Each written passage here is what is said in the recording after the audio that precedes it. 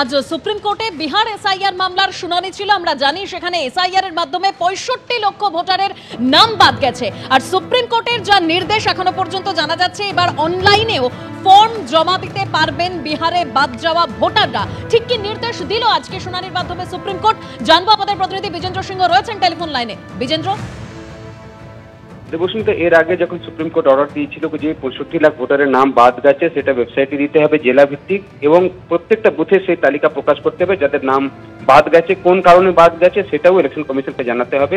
সেই অর্ডারটাকে কমপ্লাই করেছিল election commission 48 ঘন্টার মধ্যেই। আজকে যখন হিয়ারিং হয়েছে তখন আরো একটা প্রশ্ন ওঠে কি যাদের নাম বাদ গেছে তারা অ্যাপ্লাই করতে পারছে না, যেহেতু তারা স্টেটের বাইরে রয়েছেন, সেই বুথে নেই, গ্রামে নেই, যেহেতু মাইগ্রেন্ট লেবার অনেক রয়েছেন, অন্য রাজ্যে রয়েছেন, সেক্ষেত্রে তাদের জন্য আরো সময় বাড়ানো হোক। যে ডেট রয়েছে 1 সেপ্টেম্বর, যেহেতু ক্লেমস এন্ড অবজেকশনস এর ডেট রয়েছে, তারপরেও আরো কিছুদিন বাড়ানো হোক। সেটাতে সুপ্রিম কোর্ট আজকে বলেছে কি আজকে তারা সেই ডেট বাড়াবেন না, তবে তারা একটা অর্ডার যেটা দিয়েছেন সেটার মধ্যে কিছুটা মডিফিকেশন করেছেন। তারা বলেছেন কি এখন ইলেকশন কমিশন অনলাইন অ্যাপ্লিকেশনে জমা দেবে এই 65 লক্ষ লোক যাদের নাম বাদ গেছে, তাদের মধ্যে যদি তারা নাম অ্যাড করানোর জন্য আবেদন করতে চান, সেক্ষেত্রে তারা অনলাইন ইলেকশন কমিশনকে জমা দিতে পারেন তাদের অ্যাপ্লিকেশন। এবং তার সঙ্গে সঙ্গে আরো একটা প্রশ্ন উঠেছিল কি আধার কার্ড এখনো ইলেকশন কমিশন কিছু কিছু জায়গায় নিচ্ছে না, তারা আধার কার্ডের সঙ্গে অন্য ডকুমেন্টও চাইছেন। সেক্ষেত্রে ইলেকশন কমিশনকে আজকে নির্দেশ দিয়েছে সুপ্রিম কোর্ট কি আপনারা যে 11টা ডকুমেন্ট নিচ্ছিলেন সেটা তো আপনারা নিচ্ছেনই, কিন্তু তার সঙ্গে সঙ্গে শুধুমাত্র যদি কোনো ব্যক্তি শুধু আধার কার্ড দিয়ে অ্যাপ্লাই করেন ইনক্লুশনের জন্য, সেটাকেও অ্যাকসেপ্ট করতে হবে ইলেকশন কমিশনকে। এই নির্দেশও আজকে সুপ্রিম কোর্ট দিয়েছে ইলেকশন কমিশনকে। পরবর্তী হিয়ারিং ফিক্স করা হয়েছে দেবস্মিতা 8ই সেপ্টেম্বর, কিন্তু তার আগেই আমাদেরকে মনে রাখতে হবে যে 1 সেপ্টেম্বর শেষ হয়ে যাচ্ছে। এক মাসের যে সময়সীমা ছিল 1 আগস্ট থেকে 1 সেপ্টেম্বর অব্দি ক্লেমস এন্ড অবজেকশনস এর, অর্থাৎ যাদের নাম বাদ গেছে তারা ইনক্লুশনের জন্য করতে পারেন, এবং এরম নাম যদি লিস্টে রয়েছে যেখানে যাদের আপত্তি কেউ থাকে সেটাও তারা অবজেক্ট করতে পারেন। সেই 1 সেপ্টেম্বর অব্দি ডেট রয়েছে। নেক্সট হিয়ারিং 8ই সেপ্টেম্বর রয়েছে। আজকেও সুপ্রিম কোর্ট বলেছে যে যদি বেশি ভাগ দেখা যায় কি জেনুইন ভোটার বাদ চলে গেছেন, সেক্ষেত্রে তারা কোনো অর্ডার দেবেন, কিন্তু আপাতত তারা এই অর্ডারই আজকে দিয়েছেন কি অনলাইনও অ্যাপ্লিকেশন জমা নিতে হবে, এবং সেক্ষেত্রে যদি শুধুমাত্র আধার দিয়ে যদি কেউ অ্যাপ্লাই করে সেটাকেও অ্যাকসেপ্ট করবে ইলেকশন কমিশন। ধন্যবাদ বিজেন্দ্র। পুজোর ঠিক আগেই শহরে জুটছে নতুন 3 মেট্রো লাইনে। একদিনে মেট্রো জুটছে 14 কিলোমিটার রাস্তা। আজ মেট্রোর এই 3টি সম্প্রসারিত লাইনের উদ্বোধন করবেন নরেন্দ্র মোদী। মেট্রো পথে জুড়ছে দমদম বিমানবন্দর। নোয়াপাড়া থেকে দমদম ক্যান্টনমেন্ট, যশোর রোড হয়ে সোজা পৌঁছে যাবে দমদম বিমানবন্দরে। মেট্রো পথে যুক্ত হবে ধর্মতলা শিয়ালদহ, ফলে হাওড়া ময়দান থেকে সেক্টর 5 পর্যন্ত আধ ঘন্টায় পৌঁছে যাওয়া যাবে। শিয়ালদহ থেকে ধর্মতলা মাত্র 3 মিনিটে পৌঁছে যাওয়া যাবে। হাওড়া ময়দান থেকে সেক্টর 5 রুটে 8 মিনিট ব্যবধানে মেট্রো চলবে। শুক্রবার সন্ধ্যা থেকে এই পরিষেবা চালু হয়ে যাচ্ছে, অর্থাৎ আজকে থেকে সকাল 6:30 থেকে রাত 10:19 পর্যন্ত এই রুটে মেট্রো চলাচল করবে। আর অন্যদিকে এতদিন নিউ গড়িয়া থেকে রুবি পর্যন্ত মেট্রো চলছিল, আর সেটাই এবার চলবে বেলেঘাটা পর্যন্ত। সোমবার থেকে নোয়াপাড়া দমদম বিমানবন্দর এবং রুবি বেলেঘাটা রুটে মেট্রো পরিষেবা চালু হবে। এখানে টাইম অনেক বেঁচে যাবে মানুষের, তার কারণ হচ্ছে মানুষ এখন আমরা যারা ডিস্ট্রিক্টের লোক আছি তারা সল্টলেক যেতে গেলে হয় আমাদের বালি আসতে হয়, নয়তো হাওড়া থেকে বাসে যেতে হয়। তো এখন যেহেতু মেট্রো কানেক্ট হয়ে যাচ্ছে, তো লোক হাওড়াতে এসে ওখান থেকে মেট্রো ধরে ডাইরেক্ট আপনার সেক্টর 5 পর্যন্ত পৌঁছে যেতে পারবে। তো হাওড়া থেকে শিয়ালদহ আসতে আমাদের অনেক অসুবিধা হতো, তো হাওড়া থেকে ধর্মতলে নেবে আবার আলাদা ব্যবস্থা করতে হতো, সেটার কারণে এখন অনেক সুবিধা, ডাইরেক্ট সেক্টর 5 যাওয়া যাবে। তো অনেকটাই উপকার হলাম, অনেকটাই উপকৃত হলাম আমরা এটা থেকে। অনেকদিন ধরে চেয়েছিলাম যেটা হোক, কেন আজকে সাঁতরাগাছির দিকে লোকে আসবাস থেকে 1.5 ঘন্টা লাগতো, টাইম লাগতো, সেখানে এটা 15 থেকে 20 মিনিটের মধ্যে পৌঁছে যাবে। এর থেকে বড় সুবিধা আর কিছু নেই। इससे बहुत ज़्यादा खुशी मिल रहा है क्योंकि लिए देखिए वो आईटी सेक्टर से कनेक्ट होगा, बहुत सारा सुविधा हो जाएगा पूरा पैसेंजर के लिए, बहुत लोग के लिए सुविधा हो जाएगा, क्योंकि ये बस जो रूट है थोड़ा ज़्यादा ये हो जाता है, मुश्किल हो जाता है, लेट वेट हो जाता है, बहुत ज़्यादा हेक्टिक हो जाता है किसी भी आईटी सेक्टर वर्कर के लिए।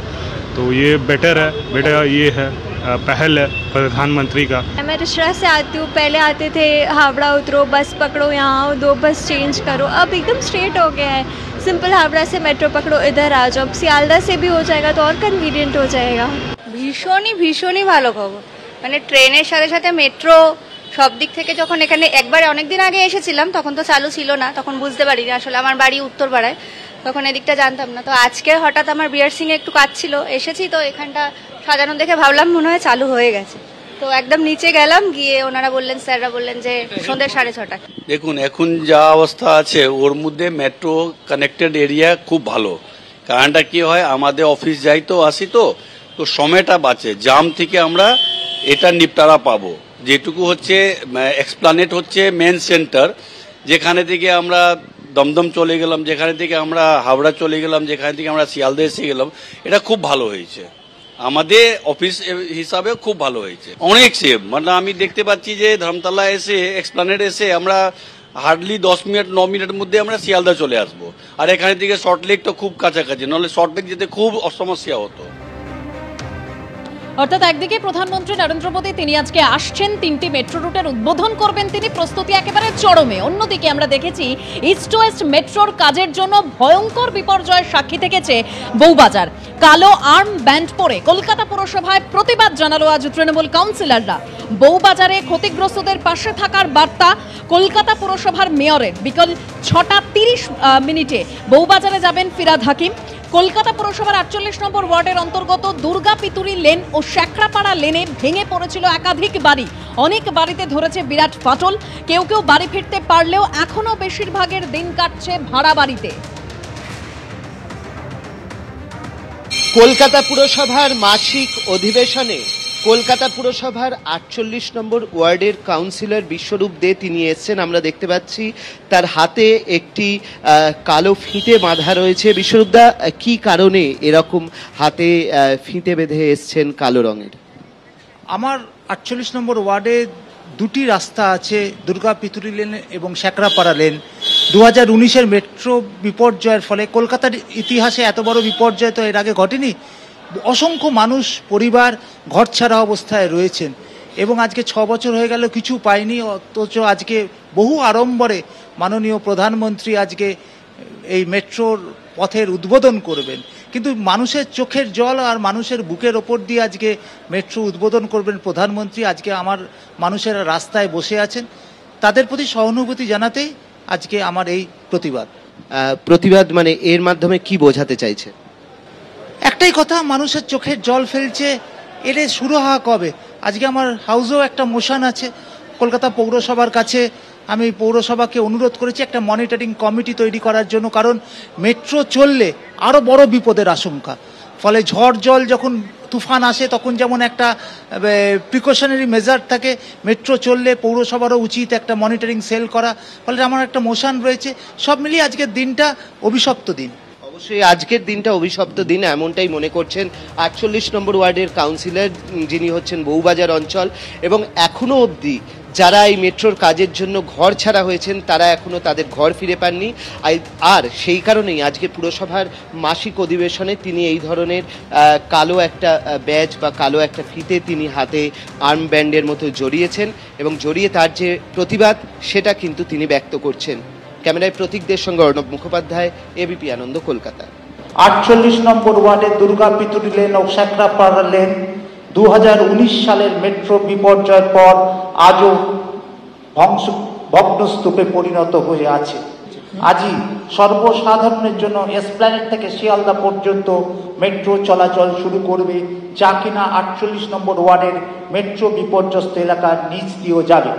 আমি প্রস্তাব করতে চাই মাননীয় মহানাগরিকের কাছে যে অবিলম্বে একটি মনিটরিং সেল তৈরি করা প্রয়োজন, যারা কিনা বিপর্যস্ত এলাকায় যে সমস্ত নির্মীয়মান বাড়িগুলি তৈরি হবে সেগুলি তদারকি করবে এবং যেগুলি মেরামতির কাজ চলছে সেগুলির ওপর তীক্ষ্ণ নজর রাখবে। ভারতবর্ষের প্রধানমন্ত্রী কি গ্যারান্টি দিয়ে গেছেন তা আমাদের জানা নেই, কিন্তু আমরা কিন্তু জনাব ফিরাদ হাকিমের ওয়ারেন্টির উপর ভরসা করছেন সেই অঞ্চলের মানুষ। কলকাতা পৌরসভার পৌর সংস্থা মনোনীত যাদবপুর বিশ্ববিদ্যালয়ে উচ্চ পর্যায়ে যে কমিটি গঠন করা হয়েছিল তার রিপোর্ট মোতাবেকই কলকাতা বিল্ডিং প্ল্যানগুলোর অনুমোদন করা হয়েছিল। কলকাতা পৌরসভার পক্ষ থেকে এমআরসিএলকে অনুরোধ করা হয়েছিল যে আগামী 10 বছর পর্যন্ত অঞ্চলে যে সমস্ত বাড়ি আছে সেগুলোর রক্ষণাবেক্ষণের দায়িত্ব পালন করার জন্য। এবং যাদবপুর ইউনিভার্সিটির যে হাই লেভেল কমিটি আছে যারা টেকনিক্যাল এক্সপার্ট, তাদের সেই কমিটিতে তাদের যখনই এরকম কোনো হবে যা হয় ফাটল ধরছে সেই কমিটি ইন্টারসেপ্ট করবে।